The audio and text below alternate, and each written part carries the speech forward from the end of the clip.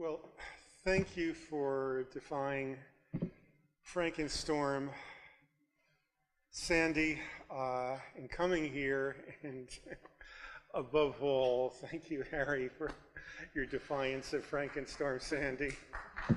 Yes. What we're saluting includes Harry spending the night in Detroit Airport and a number of hours in addition. So it's terrific that he can be here. I'm Dick Miller. I teach in philosophy and direct the program in ethics and public life. As a previous speaker in the series, Larry Bartels, mentioned, Americans say that they think equality of opportunity is just ever so important. For several decades, the Pew Research Center has asked people this question: do you agree that our society should do whatever is necessary to make sure that everyone has an equal opportunity to succeed? And over the past quarter century, routinely, about 90% of the respondents have said, yes, whatever is necessary to make sure that everyone has an equal opportunity to succeed. Larry Bartels' response was, what are these people talking about? And one can see that there's a problem. Differences between families guarantee that everyone won't have an equal chance to succeed. If local schools are funded by local property taxes, by and large, people won't have an equal opportunity to succeed. There's not much support in practice for doing a great deal to reduce those differences that family differences make. There's not a great deal of support, certainly nothing like 90%, for the transfers in tax money that would reduce those educational differences. So we've got a combination of great enthusiasm and great reluctance that poses some stark questions. And they're politically important questions in the debates. After all, both candidates for president were very clear that an American dream, which they identified with equal opportunities for success, must be protected, and they were very clear, both of them, that they supported educational reform to advance this. So big political questions, right? What's fair equality of opportunity, which I guess is what people really mean? What's the role of education in reducing disadvantages that interfere with fair equality of opportunity? These are also profound intellectual questions. And because of his insight into these questions, our speaker today, Harry Brighouse, is a central figure in American public intellectual life. Harry Brighouse is professor of philosophy at the University of Madison, Wisconsin, where he holds a joint appointment in education policy studies. He's co-director of the Spencer Foundation's initiative on philosophy and education policy and practice. In these and other roles, he's one of the leading philosophers shedding light on the nature of fair equality of opportunity. In my view, he is the leading political philosopher, examining in detail the proper role of family life and education in fair equality of opportunity. And he is utterly unique in his powerful combination of this insight into norms with detailed investigation of what works, what doesn't work, and what holds promise in the way of education reform. In sharing this powerful combination, he's written such influential books as Educational Equality, On Education, Justice and School Choice, and Social Justice. He's also the author of many influential articles. One of my favorite, which he's written with Adam Swift, is Parents' Rights, and the Value of the Family. He is co-writing with Adam Smith a book that, now you tell me, it's imminently coming out? It's in the final redraft. In the final redraft. And in question period, you can press Harry if you want on just what that means. It'll come out with the earliest time possible that a copyright date of 2014 allows, for reasons that have nothing to do with me, but to do with Swift. Okay. We'll take that passing the buck. And this is, I think, one of the most eagerly awaited books in political philosophy. You know, you would think, since one thing we have in common is we all were kids and we all had parents, that central fact of everyone's life would be at the core of political philosophy and ethics. It hasn't been, and Harry and Adam, I think, are restoring it to its proper place, making their book, Family Values, long awaited. As part of this very special enterprise of combining insight into the nature of fair opportunity with concrete knowledge of the nature of inequality and the prospects of education and family policy, Harry will talk to us today on justice, opportunity, and education reform in the United States.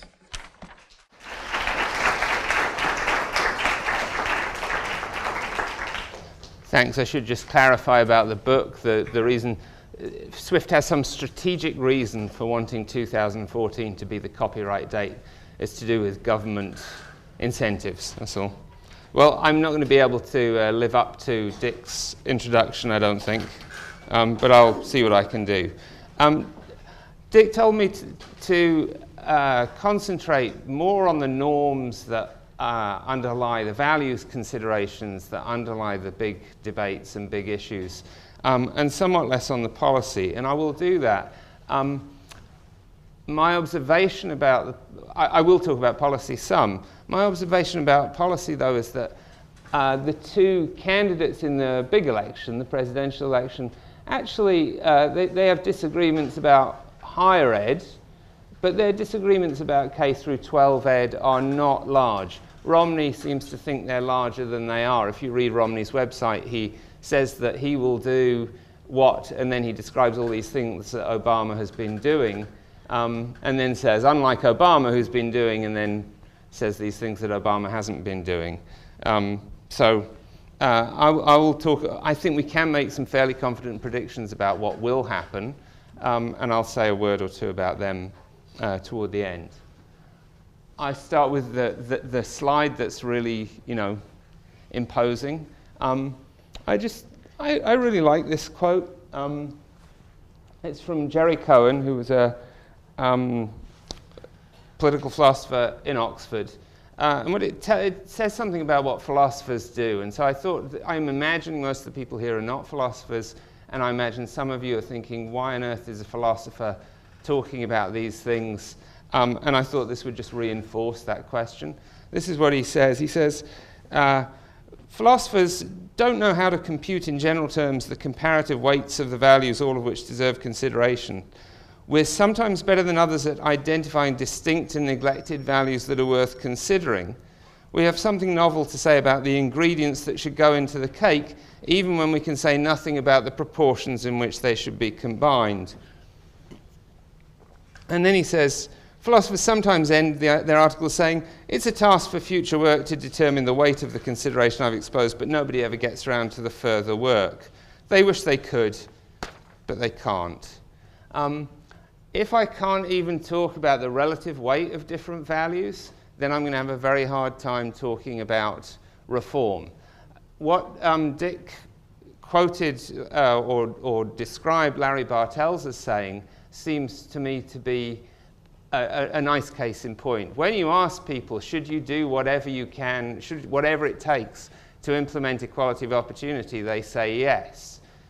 But as soon as they notice that there are other values that might get interfered with, they are much more reluctant to do whatever it takes. In fact, they probably mean, and they may think that the question means, should we do whatever it takes other things being equal? Or should we do whatever it takes as long as we don't sacrifice other important values? Part of my aim today, one of my aims is to just talk about equality of opportunity and talk about why it matters, and tell you the depressing story, which you already know about how it is that we don't have it. But I also want to talk about another value, a value that is often considered to be in deep conflict with equality of opportunity, the value of the family, the value of successful family life. Dick said himself, you know, if you allow people to grow up in families, you're guaranteeing that you won't get equality of opportunity. I think that's right. And so we need to say something about what the value of the family really is, and about how we should weigh it against equality of opportunity. And then we need to say something about what that would mean if we were thinking about actual practices that but he doesn't even get on to saying what we might actually do. All he's gotten to is saying, oh, we've got some values, and we can tell you what they are, probably with more precision than could possibly be useful for practical purposes. I sort of think that as being the philosopher's job. And we can't even give you the weights, and I'm not going to tell you what to do. Okay, so before I go into the actually identifying any values, I want to say something about how values considerations play into our evaluation of policy and our evaluation of the world. I've got just a 6-stage sequence, okay, so hold on. First, what you should do is you should try and figure out all the values that are at stake. You do this when you act as an individual, you should do this when you're thinking about voting, you should do this when you're thinking about implementing a policy.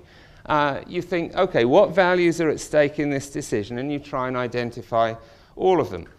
Equality of opportunity might be one of them, equality of outcome might be another, benefiting the least advantaged might be another, you'll see that I think it is. The family might be another. The next thing you have to do, that's what philosophers are good at. The next thing you have to do is you have to think about what weight they have relative to each other. Which is more important? How much more important is it than any other? Then, and this is why philosophers need social scientists, and I'm afraid social scientists need philosophers, you need to work out how well realized those values are in the world. Now, you can only work out how well realized they are in the world by looking at the empirical evidence. But you can only do it by looking at the empirical evidence if the empirical evidence is actually about how well they are realized in the world. Social scientists can't just go off and, well, they can, of course they can. Social scientists can go off and study whatever they want, but it would be much more useful for us if they went out and studied what mattered, found out the facts about what values are actually realized. So, what do you do then? Then you look at the proposed reform packages. You look at what people are proposing to do, and then you have to make judgments about how well what they're proposing to do will realize the values that you have to care about relative to how well they're already realized in the world, and relative to each other. You've got two reform packages and the status quo. You want to know of each reform package which values it realizes better than the other, which values it realizes better than the status quo, and which values it realizes worse, and then you do the weighting. That's 4 stages. The 5th, work out how probable it is that the reform packages that you're being offered will actually succeed. This is a non-trivial task. People propose lovely reforms. My favourite example, or my unfavourite example, is the McCain-Feingold campaign finance reform.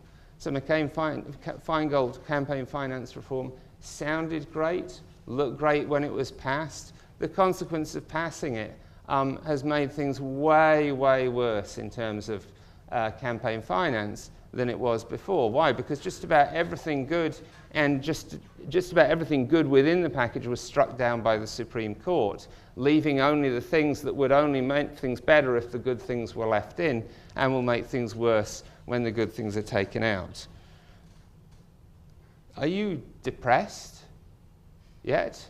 And then the sixth stage is then you make a judgment. You make a judgment about which reform you're actually going to support and how you're going to support it. Now, usually we're talking about fairly small improvements, because usually in normal politics, with respect to any reform, but even with respect to any government, they're not going to make things much, much better. They might make things somewhat better. I've had, for the last 15 years of my life, I've had at least one young child in the house. And one thing you learn if you've got at least one young child in the house is that it's quite difficult. It's much more difficult to build things up and make them better than it is to absolutely destroy them. A 3-year-old can destroy just about everything in your house in about half an hour. It takes months to recreate it, right? Making things better is difficult, and most politicians have very limited space for action. They've got quite stark feasibility constraints. Obama, nobody would have chosen to come into office in January 2009. That's, if you were thinking about, I want a poison chalice, that's what you would adopt. If he succeeds in being re-elected, it will be astonishing, because really nobody elected in who took office in January 2009 should be capable of being re-elected 4 years later, in my opinion. Things were terrible, and things were not going to get much better, and things were going to look pretty bad at the end of those 4 years. Okay. That's the first slide. I've got 40, so we'll be here a long time. The 40 wasn't a joke, that the long time was. So we're thinking about broadly speaking education reform or education policy. And I say broadly speaking advisedly. Well, so we need to think about what values are at stake. What values should we be thinking about promoting? And I'm not going to argue for any of these. I think that each one of these values, you might interpret it somewhat differently than I do, and then we could have an argument about it. But all 5 of these values are values that you really think, I don't want to put words in your mouth, that I think that schools and the education system in general should be aiming at. They should be aiming to ensure that each kid can make a contribution to the economy and can navigate the economy pretty effectively. They should try and make sure that each kid can and is somewhat inclined to be a responsible citizen. Childhood itself, and the 5th one is a bit special because I think that the other 4, they go together very nicely. I think that childhood itself is an important stage in a life. I don't know how many years you expect to get in your life, but 18 of them were as a child, and I know that for most of you that's past, so it doesn't seem as important now. But when you're living it, it's important. And you know what schools are like. You all went to school, and what they do in schools is they put you in this room full of 30 people, and one of them's a bully, if you're lucky. Often there's 1 or 2 others. Several of them are crazy. 3 of them are people who just don't like you. And there's this grown-up basically controlling everything. Now, if we're going to subject kids to that, A, we better have a payoff. There'd better be some gain for them later on. And B, we'd better think about what that lived experience is like and make that lived experience just minimally tolerable and ideally quite enjoyable. Many people here are too young to have listened to well, you all know Pink Floyd's Just Another Brick in the Wall, right? I mean, if you don't know Pink Floyd's Just Another Brick in the Wall, listen to it afterwards. You can, I'm sure, on YouTube. We Don't Need No Education. If you listen to that song, it's not like it was some quirky, weird, rebellious song. What he does in that song is he describes what a lot of schooling was like and was meant to be like. People deliberately made children's lives pretty miserable because they thought that was the way of getting them to have successful adulthoods. Now, if you think about that, there may indeed, maybe they were right. Maybe there's a big trade-off between adulthood and childhood. And if so, I don't think the trade-off always counts, should always be decided in favor of adulthood. Maybe we should tolerate slightly less good adult lives for the sake of having less intolerable times in school. So I think those of those as the aims values. And now I sort of think about the distributive values. Now the one, I'm not going to talk about the second, but the first, equalising prospects for educational success. That's not exactly the same as fair equality of opportunity. In our world, in our environment, it is very closely related to equality of opportunity. It doesn't need to be. It doesn't need to be that you have to be educationally successful to be successful in life, for example. We'll come back to the UK later, but we're blessed with a small group of people, a family in fact, who have no need to be educationally successful at all, because they get to be king or queen or whatever. They could fail all their exams. Indeed, I think Prince Charles came pretty close to most of them, and he still gets to be king, which is very nice. I'll come back to that, but first I want to mention some other values. So when you're thinking about building an education system, reforming it, you think about what we should be trying to get children to be like, but then you're also thinking about how you are going to distribute the investment in the building of their human capital. The idea of equalising prospects for educational success is that we should invest it so that prospects are pretty much equal, or so that human capital development is pretty much equal.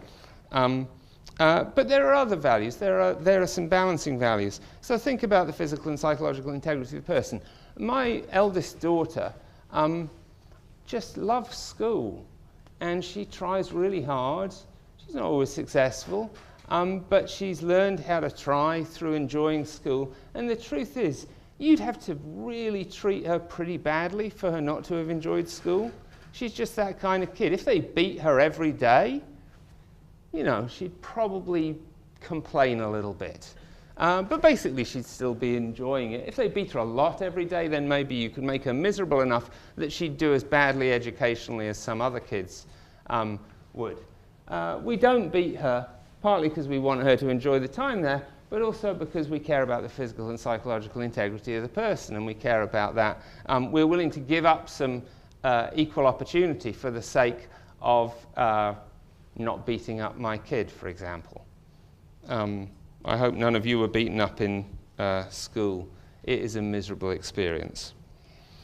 The one that I want to talk about most, though, is successful family life, because that's these balancing values. I call them balancing values exactly because we often are involved in having to make trade-offs between these values and the other values I've mentioned. And as I say, the one I'm interested in is the trade-off between this, successful family life, family values if you like, and this, equalising prospects for educational success. Now this is how we sort of, I've modelled this on Rawls's fair equality of opportunity by saying that the prospects for success may indeed turn on natural talent and willingness to exert effort, but should not at all reflect family background.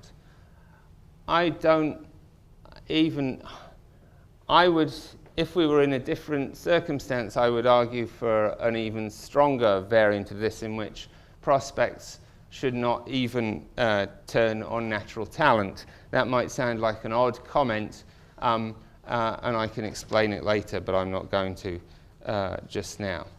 So what I want to do is go in... all right, I'll do one more thing. No, I'm not. I'm just going to flip through and go to the fairness argument. So why should we care about equalising prospects for educational success? I think there's nothing sort of particularly exciting or new about the argument I'm going to give. I think it really, should I do this? I think it reflects a set of intuitions that we all broadly have. How much weight we give to them will vary. But we understand, first of all, that the rewards distributed in our society are distributed unequally, right? And it's not just income that's unequal. If it were just income that was unequal, well, you know, we could live with that. People who care about money are, you know, shallow. And if it was just money that was being unequally distributed, we'd say, well, you know, some people are envious, other people are not. You know, it's just the luck of the draw. But of course, that's not true. There are much more important things than money that are unequally distributed. Status is very important. The sort of interestingness that goes with certain occupations. Some people have work lives that are miserable and dull and dreary. They work very hard at them. Other people have work lives that are really fun and exciting and interesting. One of my friends who's a dean says, I think wrongly, he says, well, you know, obviously the best job in the world is being a rock star. That's the bit I can't quite get. But, you know, then the second best job in the world is being a professor. And being a dean is somewhere way down there, is what he said. So explaining why he gave up being a dean to going back to be a professor. But being a professor, you get loads of control over your daily life. You get to interact with interesting people. You get to teach people. You get lots of, once you've got tenure, you get lots of positive experiences. It's an unusual. Surgeons, I think they have an interesting life. Me, I couldn't bear it. You know, sticking your hands in those people and whatever, that just strikes me as revolting. But I gather people think it's interesting and enjoy it. The inequality is socially constructed. I'll say a bit more about that later. But I think lots of us understand this. Education, investment in human capital development, essentially, is a gateway to these rewards, right? It controls access to these rewards, not completely, but very significantly. As I said, you know, Prince Charles, it just didn't matter. I'm kind of a fan of Prince Charles, I should say that, in case this goes on the web. And, you know, you never know how things might go. No, I genuinely am kind of a fan, but, you know, he didn't need any education to get where he is. But most of us do. And the distribution of education itself, again, broadly conceived, investment in human capital development is itself socially constructed. It's not natural that some people, if you think about school funding, I don't think school funding is the greatest proxy for quality, but you think about, we choose how much we invest in schooling. We choose how much we invest in some people's schooling relative to other people's schooling. So in the UK, in fact, the funding system is the US, we know the funding system is set up in such a way that if you live in a wealthy suburb and you have wealthy parents, a lot more money is going to be spent on your education than if you live in a maybe not in an urban area, but in a sort of middle class, lower middle class neighbourhood. A lot more will be spent, and not just by your parents, though that too, but by the government. That's a social choice. In the UK, it's the other way around. In the UK, the government spends about twice as much on poorer kids than it does on wealthier kids. It's just a social choice. That's just what I mean by socially constructed in this case. And just finally, we just think that it's unfair if the way the distribution of education is structured puts, it's unfair that if some people are at a disadvantage in the competition for these unequally distributed rewards because less was invested by others in their development. Everybody who succeeds, everybody who is well educated, everybody who has a lot of human capital has that because other people put lots of investment into them.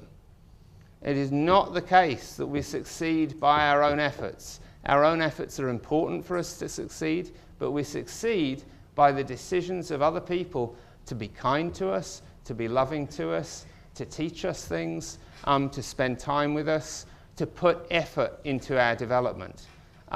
And having some people, the appeal of fair equality of opportunity or the equalizing educational prospects for educational success comes from a recognition of that fact.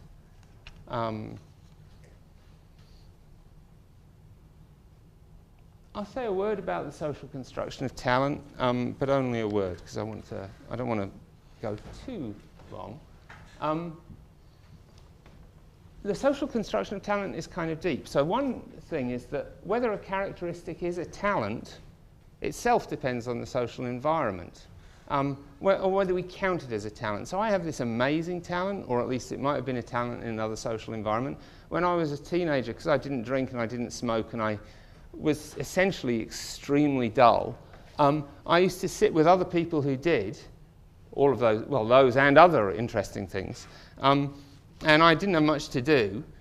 So what I learned how to do was, with a matchbox, I could open a matchbox, take out a match and strike the match with one hand. It's not easy, in about half a second, which is really fast. Okay? And you know what? Nobody's ever paid me to do that. I think that's a talent. And in another, in a world in which people couldn't play basketball, in a world that was devoid of basketball talent, maybe that's what people would choose to pay people for. But in our world, people choose to watch basketball instead. So that doesn't, in fact, get to be a talent in our environment, but it might have been in another. If you think about it the other way, dyslexia. So dyslexia is a deficit. It's a disability. In our environment, pre-literate society, no problem at all. Actually, in Italy, I believe, not a problem at all. Why? Because Italian is spelt phonetically, and it's the non-phonetic spelling that really sort of triggers the problem of dyslexia. And this is a social choice as well. We could all speak Italian. We do not have to speak English. Our society chooses to continue speaking English. We could speak Latin, which would be more sensible altogether, and then dyslexia wouldn't be such a significant problem. The second way is that which talents are fostered depends on which are valued. So it's not the case that, so I fostered my wonderful talent in match striking. But nobody else was going to bother to invest in that. Other people invest in developing the talents that they at least perceive to be socially valued. Okay, I'm going to flip through the next two slides, unfortunately, because they're quite nice. And now I'm going to ask a little bit about how equal opportunity actually is in our society. So this is, there'll be a commercial break in a second. This is just obviously there are people here who do this kind of study. This is an income elasticity study, and it compares a bunch of rich countries. All this means is that this is the extent to which the incomes of sons, when they're adults, correlate with the incomes of their fathers, right? And you can see that in some countries, that correlation is relatively low. Denmark, I believe, Belgium is not on this slide, and I believe that in Belgium it's very low as well, although the pre-tax correlation is very high. So the way that the Belgians achieve low-income elasticity is through a quite elaborate post-income redistribution system. You'll notice that the US is very unequal, but you'll also notice that my own home country wins. So don't think that you're number one at everything. I know that some of you will say, look, we didn't win that because the UK has this unfair advantage of having a monarchy. And it is true that we do have a monarchy, and that does skew things a little bit. But that was a choice you made, not to have the monarchy. You could have kept on having it if you'd wanted to. I will say, I'm not anti-American in any way. I've chosen to live most of my life here, but I always do have this sort of slight resentment about the War of Independence because, you got rid of the monarchy and then you didn't come over and finish off the job, which is what I would have liked to happen. Okay, so now there's the commercial break.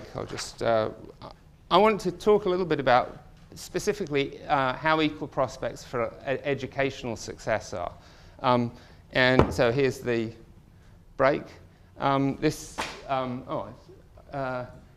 is a book edited by Greg Duncan and Dick Murnane, Wither Opportunity. It is very thick. I actually thought I'd left it on the plane.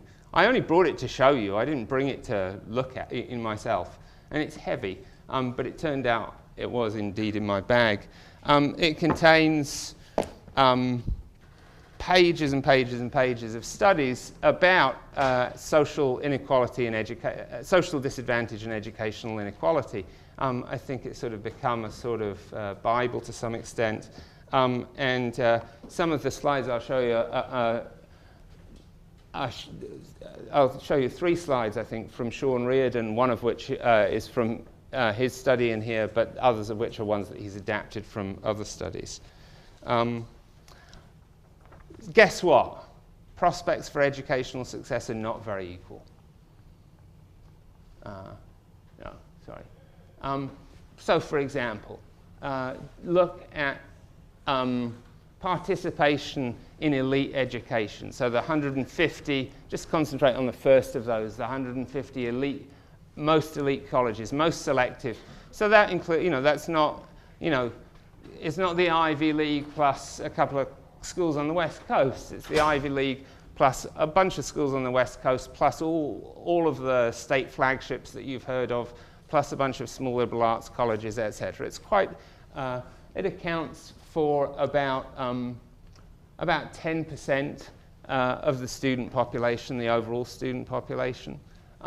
And the percentage of students in those schools from the bottom quartile of the income distribution is 3%, not 25% as it would be if educational success was not correlated with income background. Now look at Sean Reardon's figure. This is his figure on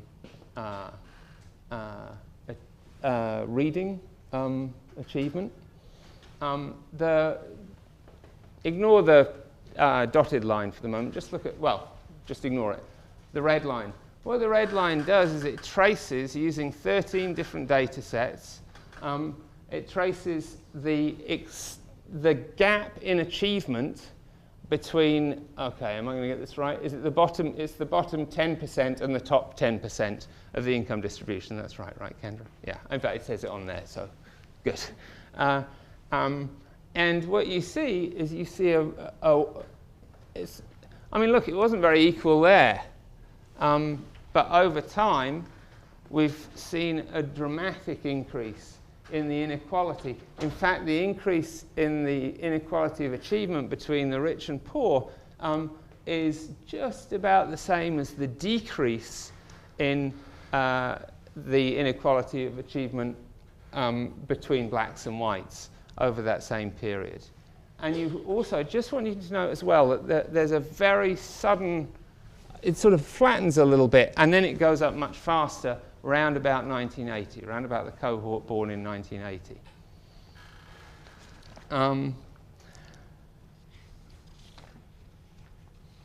There's a reason why, the question is what causes these unequal prospects. I don't expect you to hold this in your head, but I will give a test at the end, and anybody who can reproduce this. It's just an attempt to sort of show what we're interested in is the middle. We're interested in variation in income, in student achievement. And government, by the way, appears twice on here. It appears at the top and at the bottom. Variation in student achievement is explained by a whole variety of influences. And I don't know anybody who would claim they knew the precise proportions in which these different influences operate.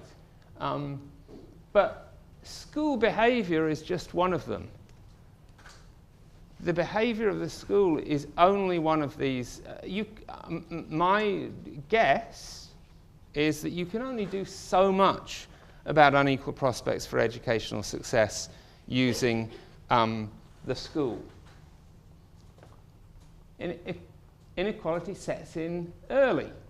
And in fact, it sets in early and in some ways doesn't increase as dramatically as you might expect over the early school years. Children arrive in kindergarten depending on, with different levels of mathematical achievement, with different levels of attention and engagement, with different levels of antisocial behavior that track social class. And that's not surprising. It's not surprising because children, there's a reason why there's a reason why people don't think, I know, I want my child to do well. I've got a strategy, I'll be poor, right? People don't think that. Many of you have the option to be poor if you want, and you don't choose it. And you don't choose it partly because you don't want it yourself, but partly because it's not a strategy for raising children. Why? Because poverty is stressful. Poverty involves you in a whole set of stresses and problems that money and other kinds of resources can buffer you against. And it involves your children in those things too. And we should, and so when they turn up in kindergarten, they're likely to be less able, for example, to attend to what the teacher is doing. I'm trying to think where to go here because I'm taking too long. That's what my son says. You're taking too long. But what he means is, he wants to watch Iron Man, and it's taking me too long to go and set him up with it because my 6-year-old does not yet know how to use the TV. So,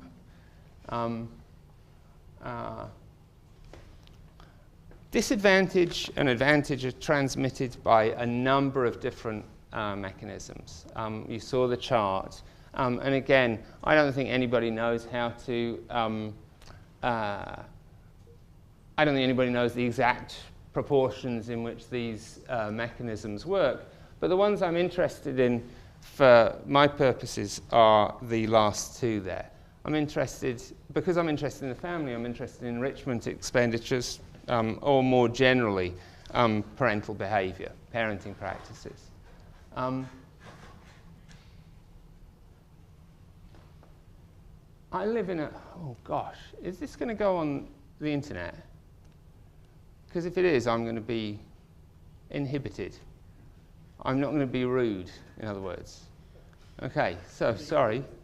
I can be...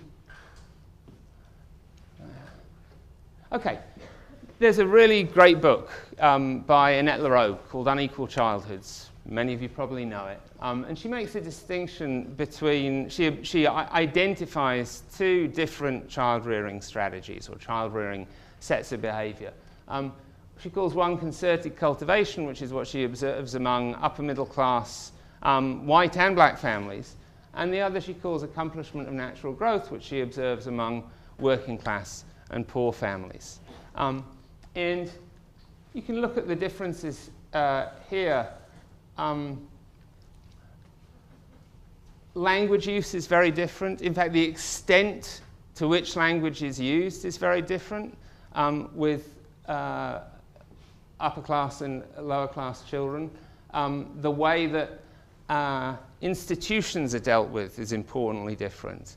Upper middle class parents, when things go wrong for their kid within an institution, they understand how to navigate that institution. They understand how to get their kid into the different biology class, away from the teacher that the kid can't get along with. They understand how to talk to a doctor, talk to a nurse. They understand when their kid has a cavity, what a cavity is. There's sort of one of the most tragic moments in the book is where one of the kids the parents of one of the kids makes it clear after a visit to the dentist that she doesn't know, as the kid doesn't, what a cavity is. There's a sense of powerlessness and frustration on the part of less advantaged parents. But overall, there's a very different sort of way of going about parenting that reaches deep into the family, right? It reaches deep into it's part of family life. It's not as though, so one of the things you can't do is you can't go and say to these parents, oh, are you doing concerted cultivation? Yes, that's what I'm doing. Are you doing accomplishment of natural growth? Yes, exactly, that's what. People just live their lives, and what Annette Lareau finds is that they live their lives in this way. We all do this. We all make assumptions. We all, not just with respect to this, but everything. We all sort of abide by certain kinds of social norms without really being very critical of them, without really thinking about them, and without necessarily being able to identify that's what we're doing. It's part of, it's second nature, if you like. It's part of our way of life. Sorry, I have to skip the funny cartoon. Oh, I don't know. I'll give you the cartoon. But I'm not going to read it out.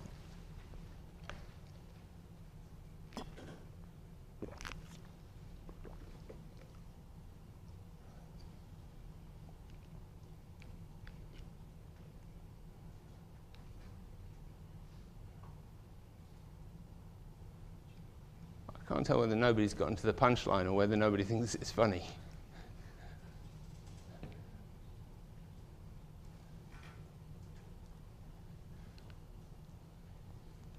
This is an illustration of how natural concerted cultivation feels to the people who are engaged in it. Can I move on? I don't want to deprive anybody. This is also from, I think, the paper by Greg Duncan and Catherine Magnuson in this book. Oh no, it's not. It's Magnuson and Wolfogel, I think. It traces changes in enrichment expenditures. The activities that children are involved in, that they use the word activities as if it's some sort of, as if it's like, you know,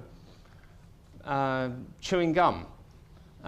And this, it's not really surprising. If the top income quintile has benefited more, well, the bottom income quintile has, the gains of growth have gone really to the very top end of the income distribution in this period, and so it's not surprising.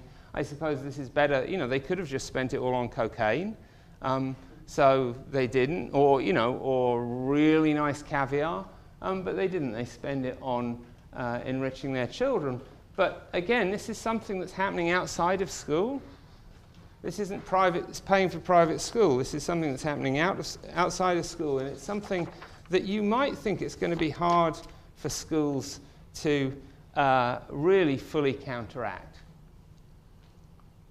Okay. It's not as though, doing all this nice stuff for your children doesn't harm anybody, right? So there are two ways, I mean, you might not be very impressed with one of these ways, but there are two ways in which overinvestment, or, you know, the extent of investment in one set of children harms the other set of children. There are scarce goods. There are scarce, unequally distributed goods. And to some extent, the competition for those goods is positional. To some extent, it's just where you are in the queue is going to affect how well you do. And the extra investment in my kid pushes my kid up that queue relative to some other kid who therefore doesn't get as much of this good stuff. And again, it's good stuff. This isn't being shallow. This isn't income. It isn't great TVs or something like that. This is including really important stuff. The other way it harms them is that there's an opportunity cost. And in one way, you might think this is sort of, well, that's a philosopher saying that we should care about the, you know, I wouldn't have been reading a bedtime story to somebody else's kid. I wouldn't have set up a trust fund for somebody else's kid. No, that's true. But if we lived in less segregated neighborhoods, my kids would be friends with different kids. I do a lot for my kids' friends. I do a lot for my kids' friends. I spend money on them. I argue with them about philosophy. I tell them they're wrong about all sorts of things. I actually have a parent who thanks me for the fact that her child has to think about certain things that are not true. I am kind. I tell them jokes. They get to hear my accent, which they like. If they are different friends, all that investment will be going into those different friends. And if there were non-segregated neighborhoods, that is, if there were socioeconomically integrated neighborhoods and socioeconomically integrated schools, some of those kids would be in my house. There is a real opportunity cost for those kids to to the way we have things set up. Okay. Well, how might you intervene to try and do something about inequality of opportunity? There are 4 obvious places.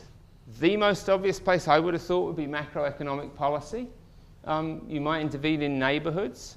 You might get directly into families. Oh, and then there's schools. Almost all of our discussion of inequality of opportunity, almost the one tool that we have sort of landed on and decided to use is schools. Duncan and Murnane, in their introduction to With an Opportunity, an ad again, discuss a series of ways that you might intervene, and they identify broadly these 4 types. And I am not saying we shouldn't intervene in schools. I think there are all sorts of things we could do to improve schools and to improve inequality, the inequality of quality of schools, but they don't seem the most natural, the most obvious place to go. This is a quote from Richard Rothstein, and he just goes through in detail. Poor children in general, not read to aloud as often or exposed to complex language, large vocabularies. Their parents have low-wage jobs and more frequently laid off, causing family stress and more arbitrary discipline. If you're under stress, you do not discipline your kids as well. Any of you who've gone through, who have children and who've gone through sort of curves in your life or kinks in your life where you've suddenly been under stress, you know that you're not as good. It's not that there's something wrong with people who don't discipline their kids well. If you're under stress, we're all like that. I'm going to skip through this. And so how would you intervene in schools? Finally, I'm going to say a word about policy, and then I'm going to very quickly say something about the family. So I think this is a consensus among the candidates, and I think this is a consensus not just among the candidates, but in sort of, I don't know, elite opinion, really. The race to the top really was an amazing success, in one sense of success. What Obama and Duncan were able to do was they were able to use the race to the top to leverage huge amounts of change in states with really not very much money. The federal government has no power directly over education, and so the trick for a federal government is to figure out how to leverage states to do things, and race to the top enabled them. The Chicago's teachers' strike was about this, was about using test scores to evaluate teachers. You're going to see that spreading all over. To get Common Core standards adopted. I think Common Core standards are a good idea. It's not like this is all negative. But the principal one is that the achievement gap is for schools to solve. Schools are just the tool that we're going to use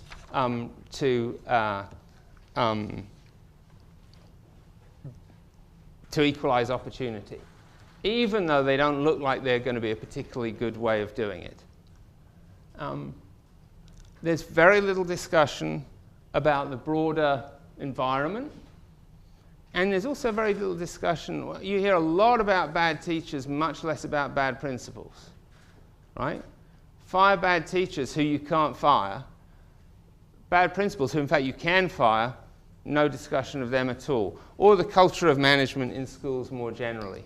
I was sort of, Rick Hess says in Common Sense School Reform that 1/3 of all principals in American public schools are former gym teachers or athletic coaches, which is not a great thing, probably. We do get a lot of discussion of Finland.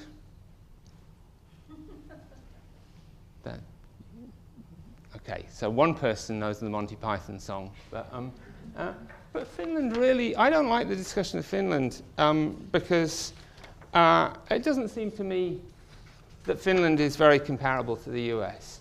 There is no other rich country which allows as many children to grow up in poverty as the US does.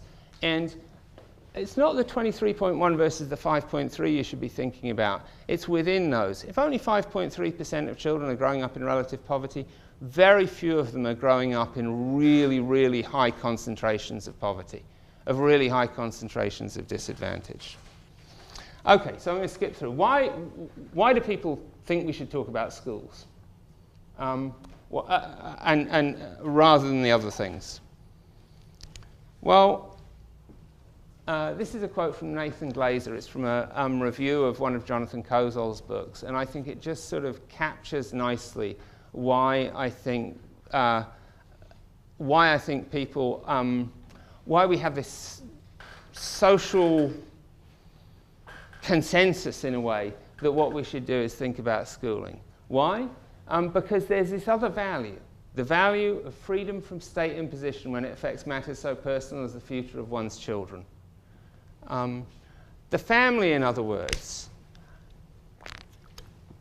the ability of parents to have some control over what happens to their children, over how their children live their lives, is so important that we are going to resist measures that would equalize opportunity. Schools are sort of outside the family.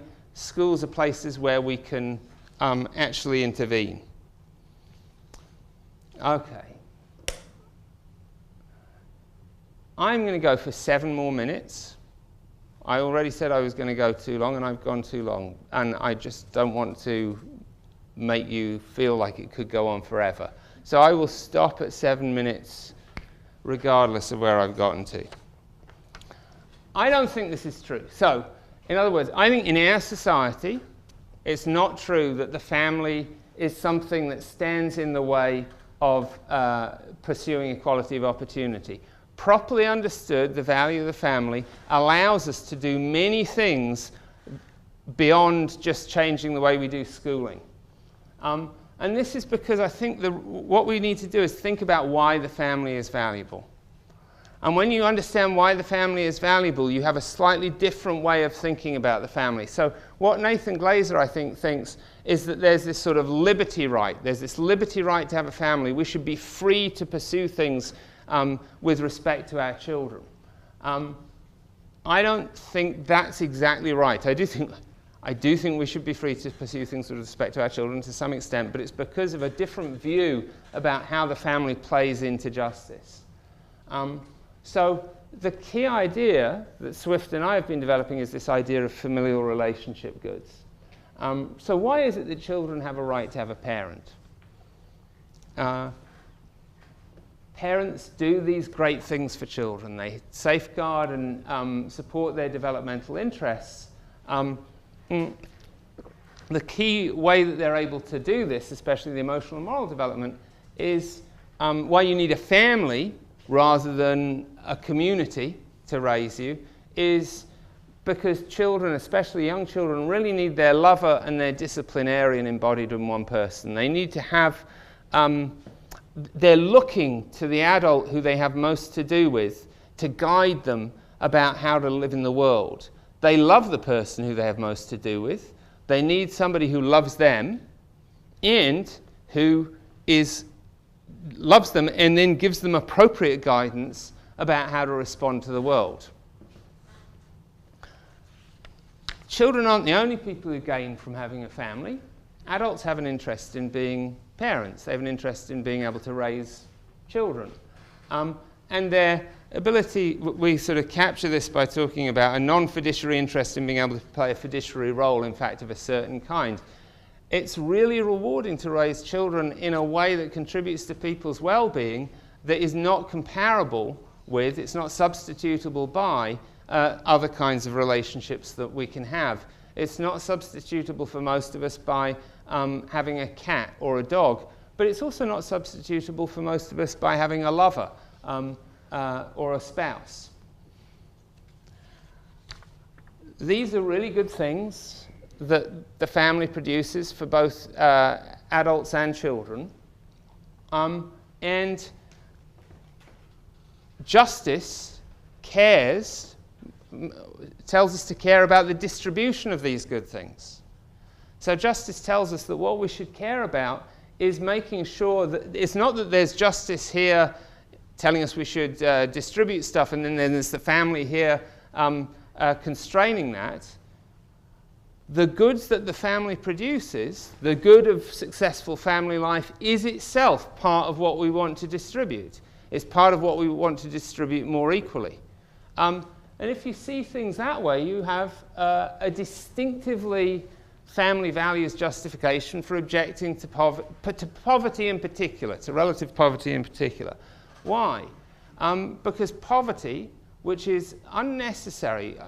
Look, if we lived in a different kind of society, you might think that poverty was necessary. The kind of poverty we have in the United States is not necessary. It is a social choice that we have made and we continue to remake over time. And it makes it more difficult for those people who face those conditions to enjoy the goods that come to people through having successful family life. There are many interventions, in other words. There are some interventions that would damage family life for those people. But there are many interventions that wouldn't. There are many interventions that would improve family life, make it more the case that they are able to participate in these great values. So, think about inclusionary zoning. This is one of the things Richard Rothstein proposes. We have an inclusionary zoning statute ordinance in Madison, which requires that all new development include a certain amount of housing set aside for low-income families. It's not brilliantly successful. It's very hard to monitor. It's very hard to maintain over the long term.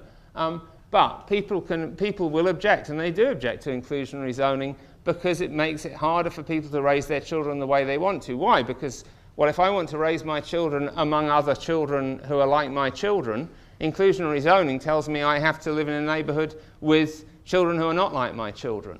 Yeah, that's true. It does restrict the capacity of more wealthy parents to raise their children as they see fit. But it increases the capacity of other people to raise their children as they see fit. Inclusionary zoning doesn't violate a freedom, it redistributes a freedom, if you like.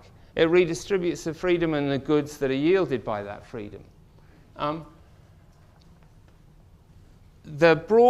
just given a list of broader, bolder programs. Nurse family partnerships have been championed recently by James Heckman. These are usually means tested. They're targeted to low-income mothers, usually single mothers, younger mothers. And nurses enter the home, nurses give advice, nurses to some extent monitor whether the children are being well treated. But the experience of these nurse-family partnerships does not seem to be that the nurses come in and take over and piss off the mothers. What it seems to be, and you know, in Britain we have this, everybody has this experience. This is a universal program in Britain. And what happens in Britain is what happens when it's used here, which is, by and large, people think, oh, thank God somebody is paying some attention to me. When you first have a kid, it is incredibly stressful. You don't have a lot of knowledge, you don't have a lot of support, and somebody comes in who does have knowledge and has some sort of institutional support and makes things easier for you. Better for the kid, but also better for the family. The Baby Academy, some of you will be familiar from the Harlem's Children's Zone. I really am going to finish. It's part of the set of programs that Geoffrey Canada has put in place. And it's entirely voluntary. Nobody has to go to the baby academies. What they do is they recruit, basically, as far as I can tell, off the streets. They recruit people who look like they're about to have babies. And they take, they go on Saturday mornings to classes. It's basically, prenatal, is it antenatal? Antenatal classes. But antenatal classes and then also postnatal classes in which parents learn about discipline. They don't, in the antenatal classes I went to, all we learned about was breathing, as far as I can remember. At the moment in the labour, when the doctors all ran in and said, "We're getting her out of here. We're going to cut her up and take the baby out. Sign this." The breathing sort of went out the window.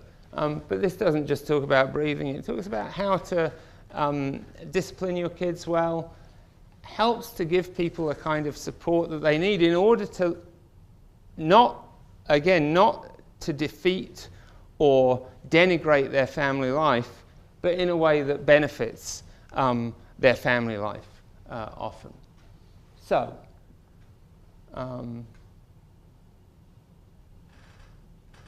I just put this in because I thought, since we're talking about education, K through 12, isn't this a sort of, this is what you have in grade 3. You always have a word of the day. And it just happens to be, thank God, it's still October. It seems to be that the word of the month is grit. Grit seems to be everywhere. This is Angela Duckworth, who developed the grit scale. You can go online, if you just Google Duckworth grit, you'll get to her grit scale and you can find out how gritty you are relative to other people. Grit is this sort of complicated idea of, how well you form a plan and stick at it. And that's, I just thought you'd like a picture, basically. That's Jim Heckman, who's been pushing the same kind of idea. Paul Tuff's new book, How Do Children Succeed, which I think is #1 in the bestseller list now, explains this in more detail. Oh, yeah. So I just tell you what won't happen. This is what will happen regardless of who wins the election. We'll have Common Core standards, a good thing. We'll have urban charters. If people come to the workshop tomorrow, we can talk a bit about urban charters. I'm kind of interested in what people think. And we won't get massive reductions in child poverty levels, which is probably the thing which will do most, both for equality of opportunity and for successful family life. I am finally done.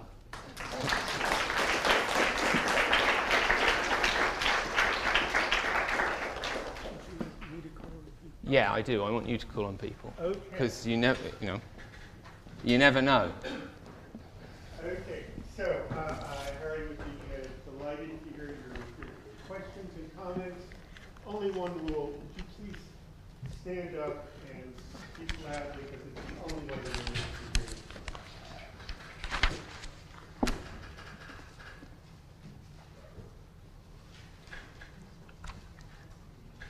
Oh. Yes. Okay, I'm visiting, so I hesitate. I'm very interested in the slide of the middle income or the upper income family and with the graph. Your words were better than mine. Talk about different values. Because it seems like there's a social construct even there that establishes a norm. It was a good one. Yeah. Oh, yeah. Concerted Great. cultivation versus accomplishment of natural growth. And I think that concerted cultivation, even the word cultivation, it's a very contemporary notion. So we can see in a different society, natural growth really being fabulous. Really being fabulous. And so the notion of sort of what I think you really speak about integration being a solution to equalize might not honor difference. Okay, so that's great. So one of the things, so I totally agree. I don't think concerted cultivation is just a social construct. I think it's a totally bizarre social construct. I don't like. I really find it kind of disturbing. I see it around me all the time, and I mean, it's not just that it's not better than accomplishment of natural growth. A lot of the elements of accomplishment of natural growth just seem like just morally preferable to me. And Annette Leroux is very careful not to say this is better than that. What she does say, and I think it's right, is that in our society, which is screwed up in all sorts of ways, she doesn't say that, this is a better strategy for doing well in the competitions. Sorry? Well, that's right. So that's right. It makes you more likely to get into fancy colleges, but there are all sorts of other ways. And she talks very specifically, there's a lovely passage where she talks about learning to look people in the eye and learning to give a firm handshake. Now, those two things strike me. So there are other things about concerted cultivation. Grit is really valuable. Basically, grit is really valuable whatever you want to do in life. It's just universally a good thing. And my guess is some aspects of this, especially the language use stuff, probably promote grit better than others. But looking people in the eye while you're talking to them and a firm handshake, those are totally social constructions. It has taken me, it's only since I read her book that I've started looking people in the eye. I've been trying for 5 years. It is really hard. My students used to, well, they still do sometimes, you're talking to them and they start going like that. They're wondering what it is you're looking at.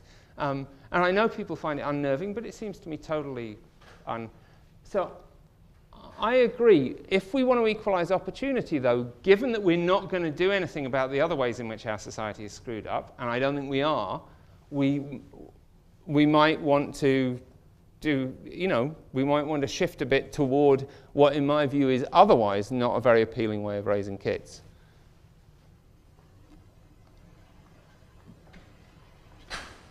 Kelly, could you talk a bit about what our take on lesson about education reform should be?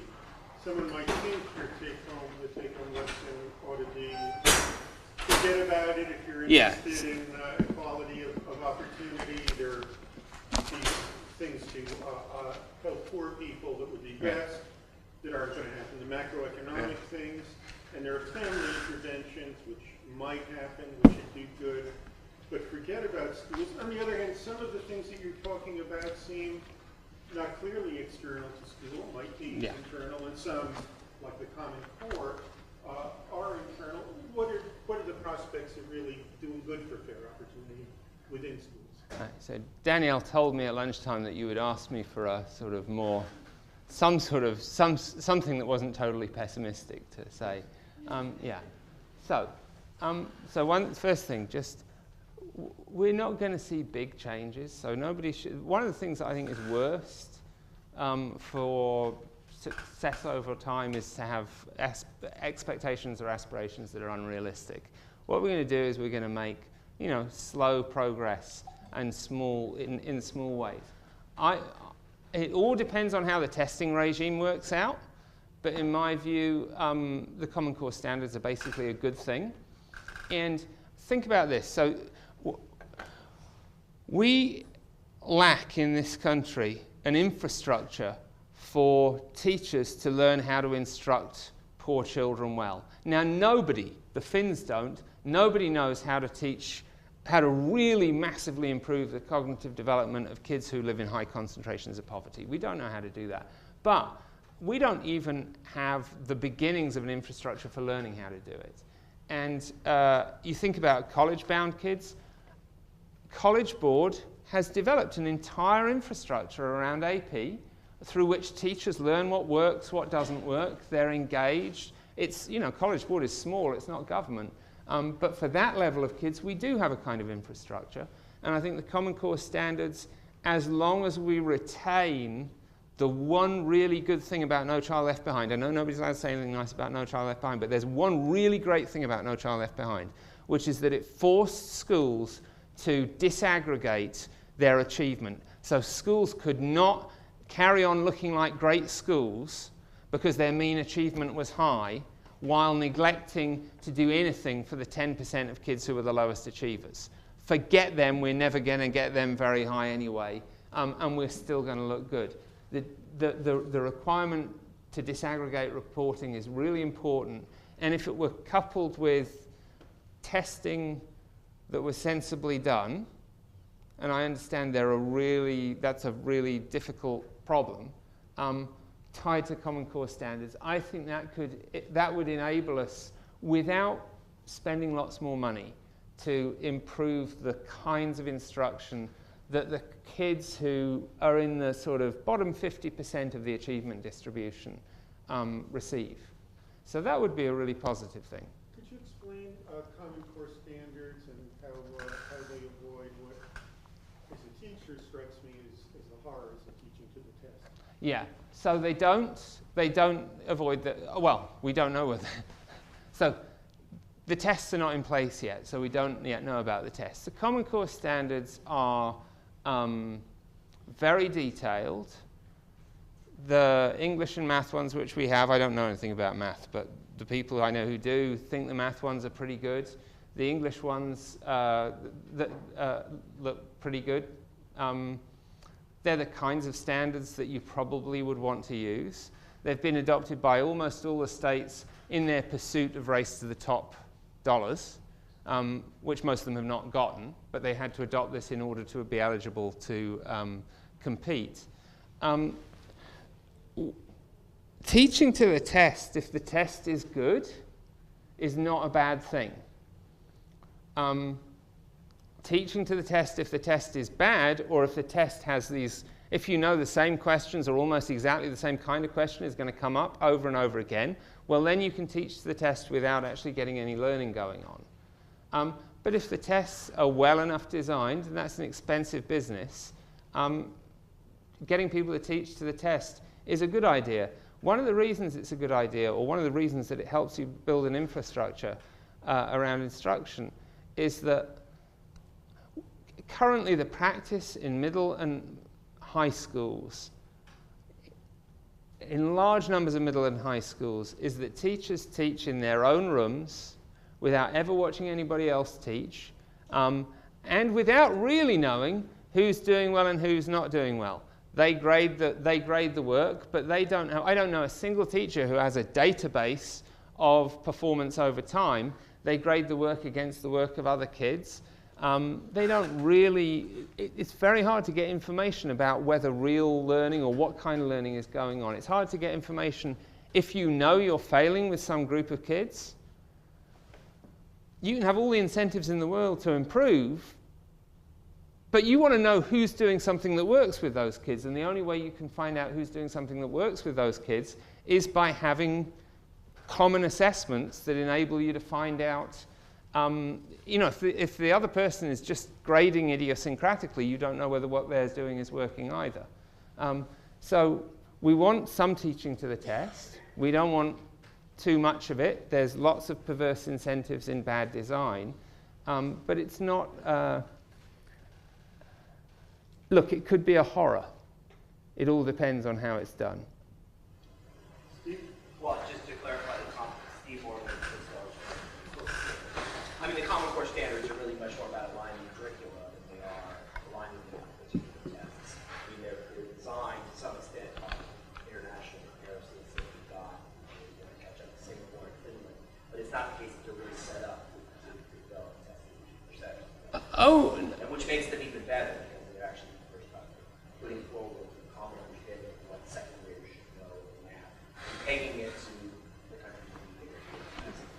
So, and I think if you keep the disaggregation of test scores which have been institutionalized, it's actually very good mechanism.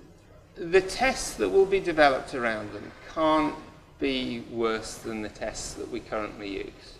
They're not much. Actually, they're not going to be much different. I know they're not going to be much different, but. Yeah. Yeah, exactly. So it provides lots of information and provides something around which skills can be built. Yeah. While I'm standing up, though, I mean, I think you minimize the differences, I think, between the two candidates.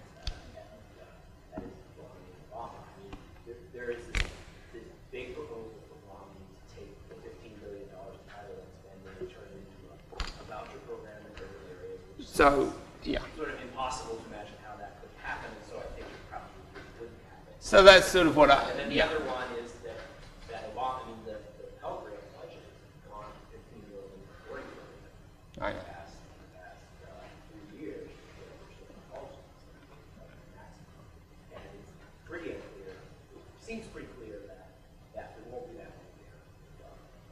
So yeah.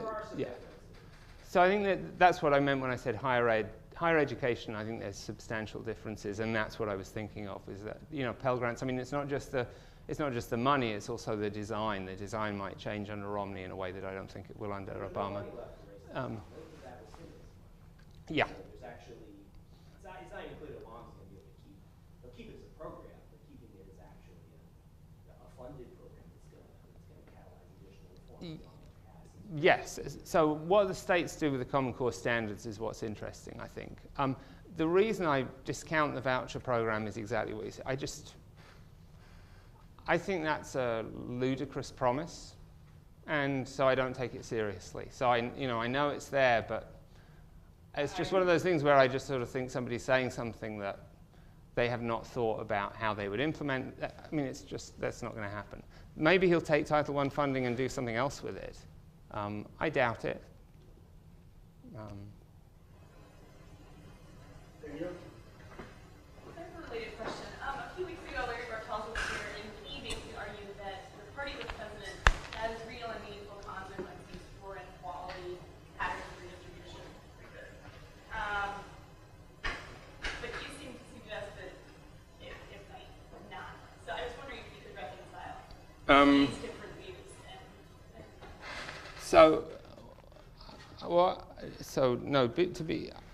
Okay.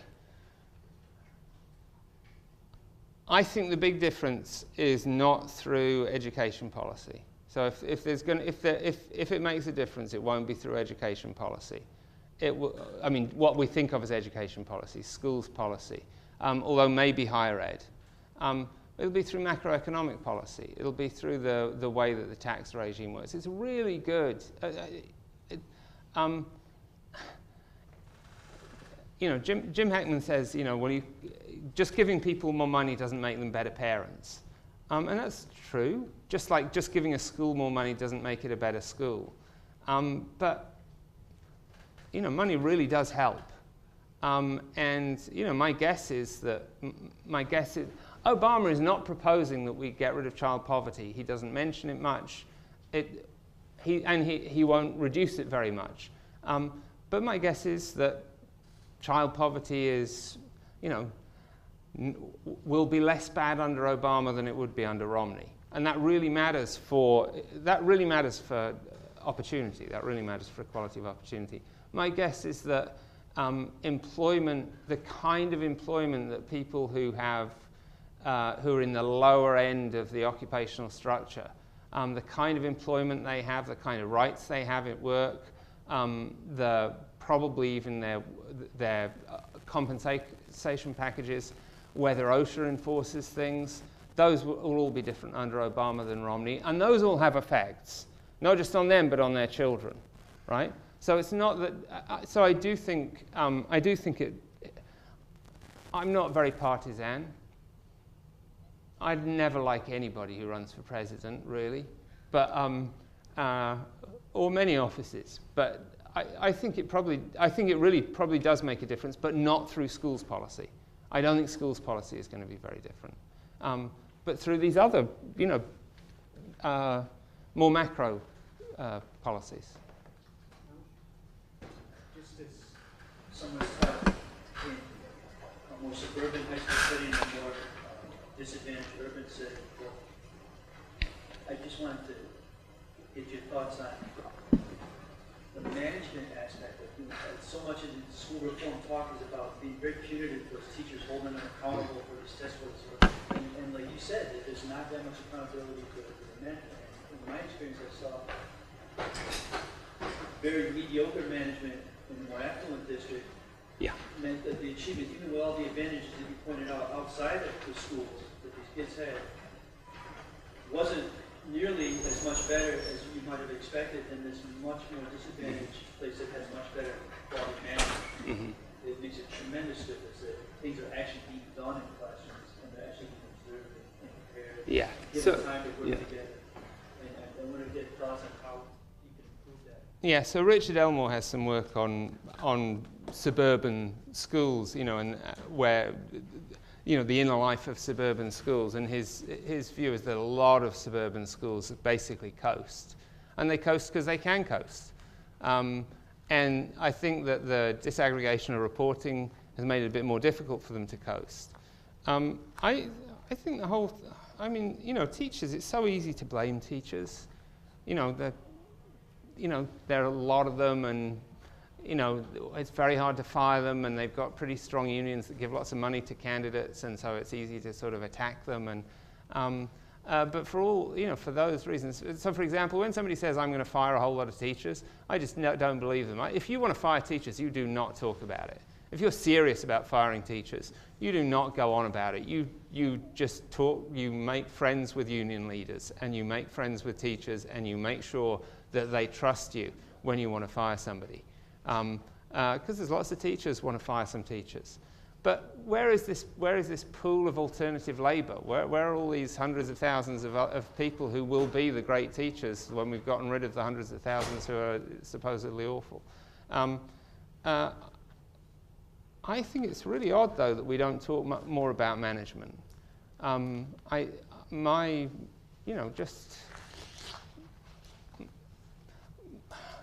are just, reading lots of school improvement literature and then just basic sort of simple experience doesn't give me a high. It seems to me there's a lot of room for improvement. I'll give you an example. This is from Richard Elmore, so I think I won't give you my own sort of more home example again because I don't want it to get out. But Richard Elmore tells about a study that he did in the Bay Area, and they looked in many schools. And one of the things they try to figure out, so there are lots of meetings in schools, and meetings often go on without agendas, and they often go on without chairs, and it's not clear what they're about, and there's a lot of time and energy wasted. And they were trying to figure out, but then they'd come across a meeting where it was chaired, and it was chaired really well, not by a principal, but by a teacher. And they examined where all of those teachers had learned how to chair a meeting. Their church and their union, right? Everybody had that incredibly important bit of human capital that they imported into the school, not from the school of ed that they went to, not from any principal having taught them, not from, but it's a way in which churches and unions and other kinds of civil society groups basically subsidize public schooling. So I thought that was kind of tragic. And the truth is, most of the people I know who can chair a meeting well learned it from being in some tiny little left-wing group. Not mentioning any names. Oh, okay. You invited us to ask you how you differ with Rawls on natural talent, and if you wanted to get into that. Uh-huh. Or, I'll give it to us, because it's late, I know you want it. Did you want to talk a little bit more about your particular take on charter schools and how that connects back to your interest in parental partiality? Yeah, okay. I think I'll go with the first, and the second, I think there's a workshop tomorrow and we can talk about the second one. So the first is just, so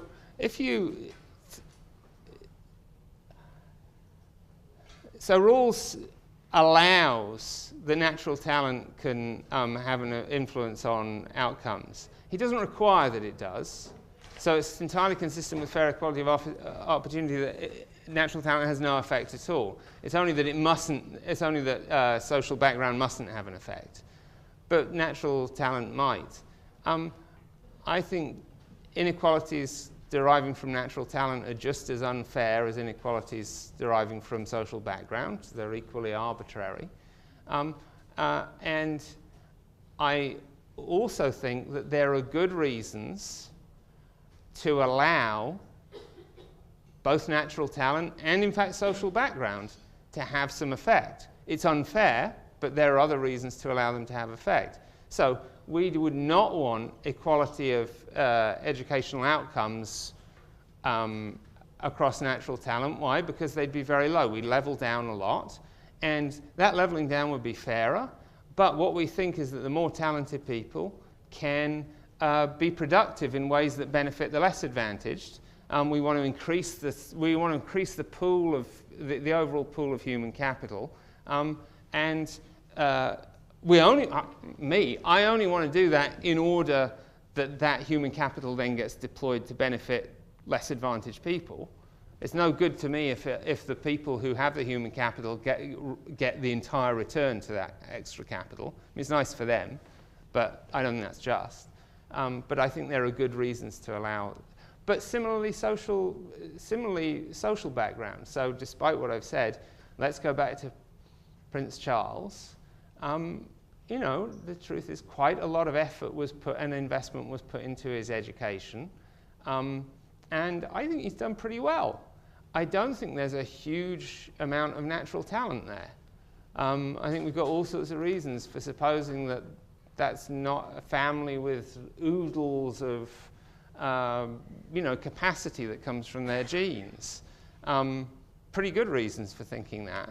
But you know, it's much better that they invested, much better for society that they invested money in building Prince Charles's human capital than if they'd just used it to buy really, really super nice caviar or cocaine, right?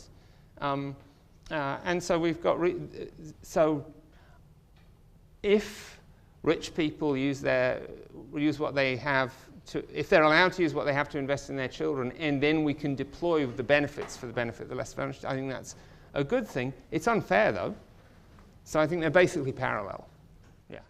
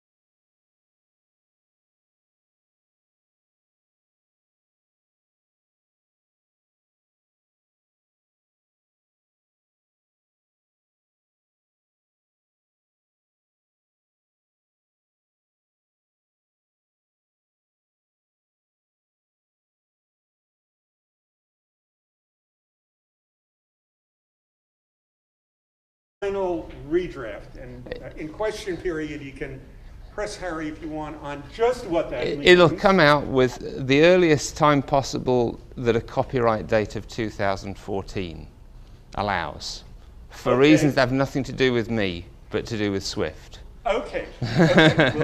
We'll take that passing of the buck, and this is, I think, one of the most eagerly awaited books in political philosophy. You know, you would think, since one thing we have in common is we all were kids and we all had parents, that central fact of everyone's life would be at the core of political philosophy and ethics. It hasn't been, and Harry and Adam, I think, are restoring it to its proper place, making their book, Family Values, long awaited.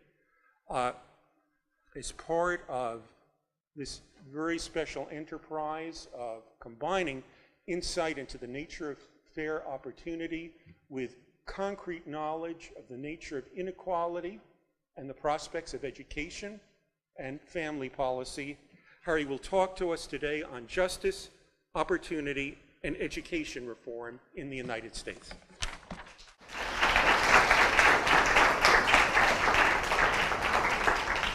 Thanks. I should just clarify about the book. The reason Swift has some strategic reason for wanting 2014 to be the copyright date. It's to do with government incentives, that's all. Well, I'm not going to be able to live up to Dick's introduction, I don't think, but I'll see what I can do. Dick told me to concentrate more on the norms that underlie the values considerations that underlie the big debates and big issues, and somewhat less on the policy, and I will do that. My observation about, I will talk about policy some. My observation about policy, though, is that the two candidates in the big election, the presidential election, actually they have disagreements about higher ed, but their disagreements about K through 12 ed are not large. Romney seems to think they're larger than they are. If you read Romney's website, he says that he will do what, and then he describes all these things that Obama has been doing, and then says, unlike Obama, who's been doing, and then says these things that Obama hasn't been doing. So, the important questions in the president and in the debates. After all, both candidates for president were very clear that an American dream, which they identified with equal opportunities for success, must be protected, and they were very clear, both of them, that they supported educational reform to advance this. So big political questions, right? What's fair equality of opportunity, which I guess is what people really mean? What's the role of education in reducing disadvantages that interfere with fair equality of opportunity? These are also profound intellectual questions. And because of his insight into these questions, our speaker today, Harry Brighouse, is a central figure in American public intellectual life. Harry Brighouse is professor of philosophy at the University of Madison, Wisconsin, where he holds a joint appointment in education policy studies. He's co-director of the Spencer Foundation's initiative on philosophy and education policy and practice. In these and other roles, he's one of the leading philosophers shedding light on the nature of fair equality of opportunity. In my view, he is the leading political philosopher, examining in detail the proper role of family life and education in fair equality of opportunity. And he is utterly unique in his powerful combination of this insight into norms with detailed investigation of what works, what doesn't work, and what holds promise in the way of education reform. In sharing this powerful combination, he's written such influential books as Educational Equality, On Education, Justice and School Choice, and Social Justice. He's also the author of many influential articles. One of my favorite, which he's written with Adam Swift, is Parents' Rights and the Value of the Family. He is co-writing with Adam Smith a book that, now you tell me, it's imminently coming out? It's in the final redraft. In the final... I will talk, I think we can make some fairly confident predictions about what will happen, and I'll say a word or two about them toward the end. I start with the slide that's really, imposing. I really like this quote. It's from Jerry Cohen, who was a political philosopher in Oxford. And what it says something about what philosophers do. And so I thought, I'm imagining most of the people here are not philosophers, and I imagine some of you are thinking, why on earth is a philosopher talking about these things? And I thought this would just reinforce that question. This is what he says. He says, philosophers don't know how to compute in general terms the comparative weights of the values, all of which deserve consideration. We're sometimes better than others at identifying distinct and neglected values that are worth considering.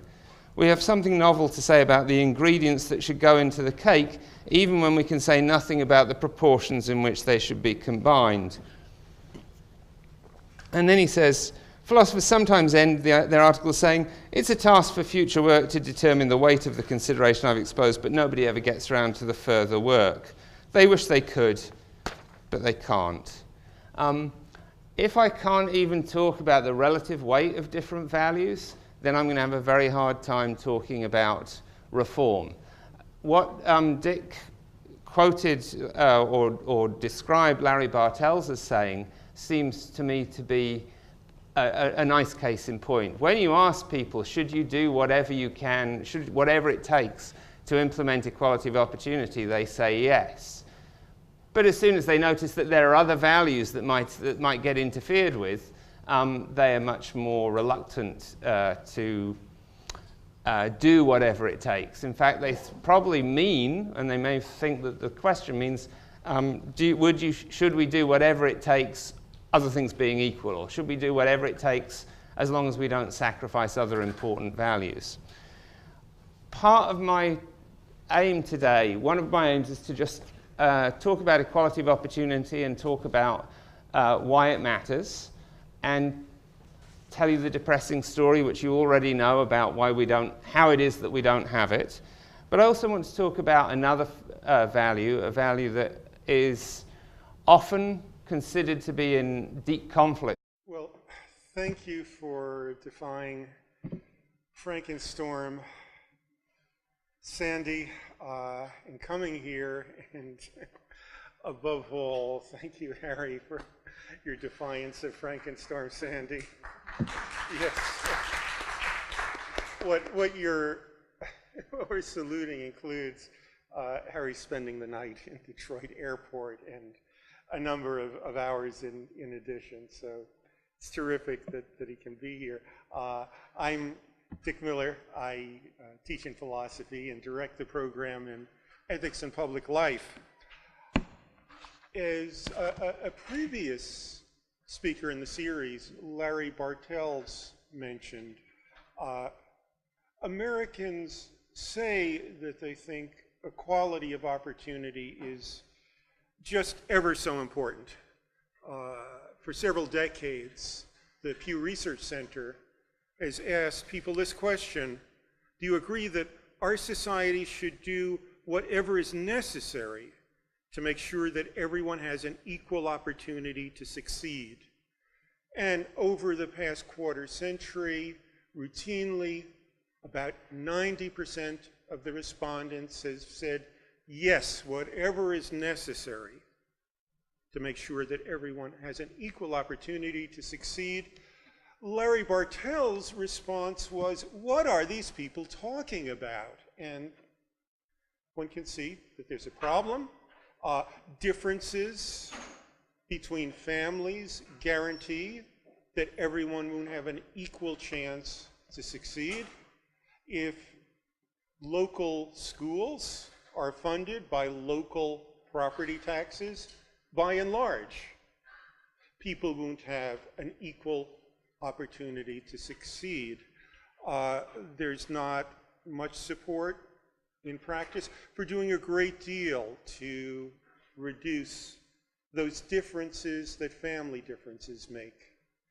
There's not a great deal of support, certainly nothing like 90%, for the transfers in tax money that would reduce those educational differences.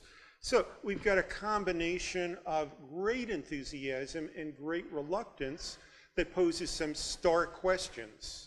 And they're political. With equality of opportunity, the value of the family, the value of successful family life. Dick said himself, you know, if you allow people to grow up in families, you're guaranteeing that you won't get equality of opportunity. I think that's right.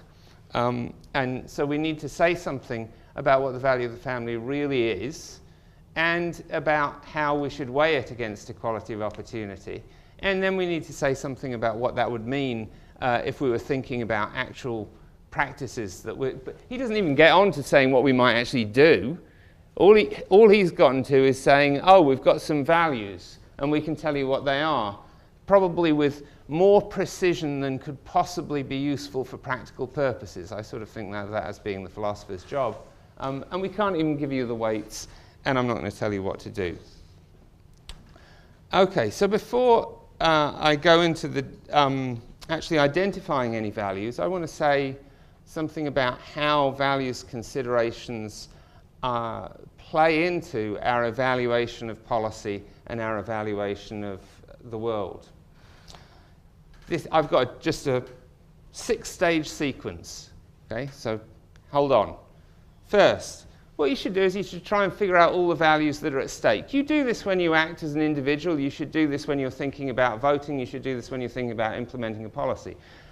You think, okay, what values are at stake in this decision? And you try and identify all of them. Equality of opportunity might be one of them. Equality of outcome might be another. Benefiting the least advantaged might be another. You'll see that I think it is. The family might be another. The next thing you have to do, that's what philosophers are good at. The next thing you have to do is you have to think about what weight they have relative to each other. Which is more important?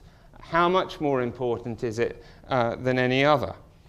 Then, and this is why philosophers need social scientists, and I'm afraid social scientists need philosophers, you need to work out how well realized those values are in the world. Now, you can only work out how well realized they are in the world by looking at the empirical evidence. But you can only do it by looking at the empirical evidence if the empirical evidence is actually about how well they are realized in the world. Social scientists can't just go off and, well, they can, of course they can. Social scientists can go off and study whatever they want, but it would be much